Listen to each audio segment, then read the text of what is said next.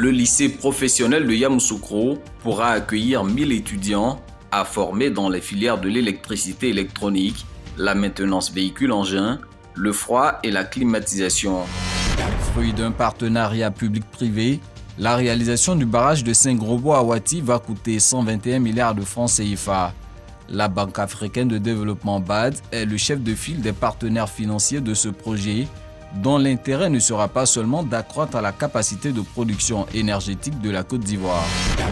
La ministre Belmondo Dogo, au quartier du Labougou de Gagnoua, aux cheveux de Alpha Ouattara, élève âgé de 13 ans, blessé après le passage de la tornade la semaine dernière. Quand elle arrive sur le site de la casse d'Abobo Anador de Guépi, Kandia Kamara communue avec les ferrailleurs. À ses côtés, des membres du conseil municipal et Félix Anoblé, ministre de la promotion des PME, de l'artisanat et de la transformation du secteur informel. Bandoukou, capitale du nord-est ivoirien. Sur les terres de la ville aux 1000 mosquées, le chantier de la 8e université du pays. Sur le terrain, les travaux vont bon train. Premier bâtiment sorti de terre, la bibliothèque. Selon ce commerçant de demi-gros à Trècheville, depuis environ une semaine, le sac d'oignons vendu à 9 000 francs CFA est fixé entre 7 000 et 7 500 francs CFA. Quant au sac de pommes de terre, il est vendu depuis quelques jours à 7 000 francs CFA au lieu de 11 000 des semaines auparavant. Puis tel que l'aubergine et le piment, la situation s'améliore également selon la présidente des femmes du vivrier du Grand Marché de Port-Boué. Cette journée du mardi 1er mars dédiée au Conseil Café Cacao a été marquée par une conférence autour du thème « Côte d'Ivoire, filière café cacao, quel avenir pour les jeunes diplômés ?» et une classe cacao dédiée aux enfants de la diaspora ivoirienne. 5 ambassadeurs qui viennent d'être accrédités ont présenté ce jeudi leur lettre de créance au président de la République, Alassane Ouattara. C'était au palais de la présidence. Il s'agit des ambassadeurs de Djibouti, d'Iran, du Japon, du Pakistan et de Namibie. Ces diplomates ont salué la qualité des relations de coopération qui existent entre leurs pays respectifs et la Côte d'Ivoire. Le Massa, marché des arts du spectacle d'Abidjan 2022, démarre ce samedi au Palais de la Culture de Trècheville. Et ce, jusqu'au 12 mars prochain. Pendant une semaine donc, Abidjan sera la capitale de la culture africaine. Pour être rassuré des avancées des préparatifs, la ministre de la Culture et de l'Industrie des Arts et du Spectacle a effectué une visite des différents sites.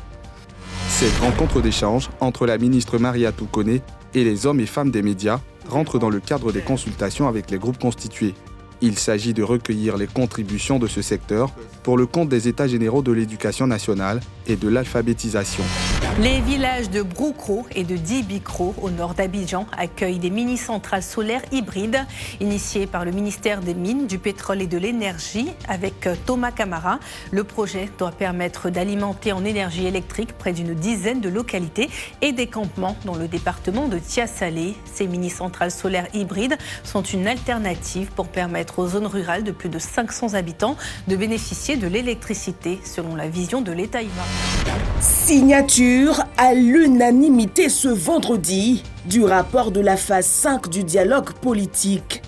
Durant 2 mois, partis et groupements de partis politiques et organisations de la société civile, autour de la table de discussion, se sont parlé pour aplanir les différends, consolider la paix.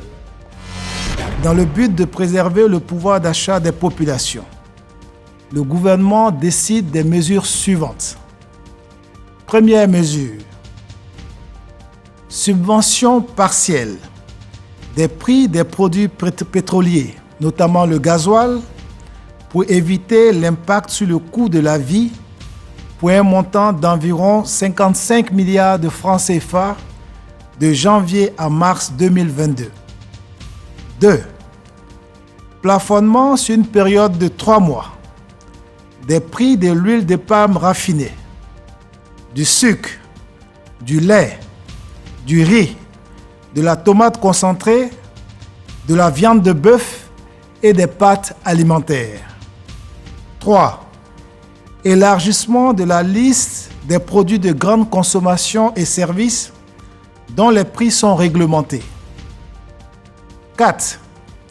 Instauration du principe de l'information préalable et de concertation avant toute augmentation de prix des denrées de grande consommation pour une période de 6 mois. 5. Soumission à autorisation des exportations de produits vivriers de grande consommation, notamment la banane plantain, le manioc et dérivés, c'est-à-dire la tchéké, le placali, etc., puis l'igname, le riz local, afin de garantir la desserte des marchés intérieurs. 6. Allocation d'un appui financier aux acteurs du vivrier, afin de faciliter l'approvisionnement des marchés. 7. Démantèlement immédiat des barrages routiers illégaux et information des acteurs économiques et des populations sur les barrages réguliers. 8. Intensification de la communication en vue d'informer les consommateurs sur les prix pratiqués, la disponibilité des produits de grande consommation et l'évolution des coûts des produits et intrants sur le marché international. 9. Renforcement de la surveillance du respect de l'affichage et des prix des produits réglementés. Le gouvernement maintiendra la veille et poursuivra la concertation avec l'ensemble des acteurs pour la mise en œuvre de ces mesures. Il prendra les dispositions nécessaires pour renforcer l'offre nationale de produits vivriers et de protéines animales et halieutiques afin de préserver le pouvoir d'achat des populations. Fait à Abidjan le vendredi 4 mars 2022 pour le gouvernement, Souleymane Diarra-Souba, ministre du Commerce et de l'Industrie. CICG, le citoyen au cœur de l'action gouvernementale.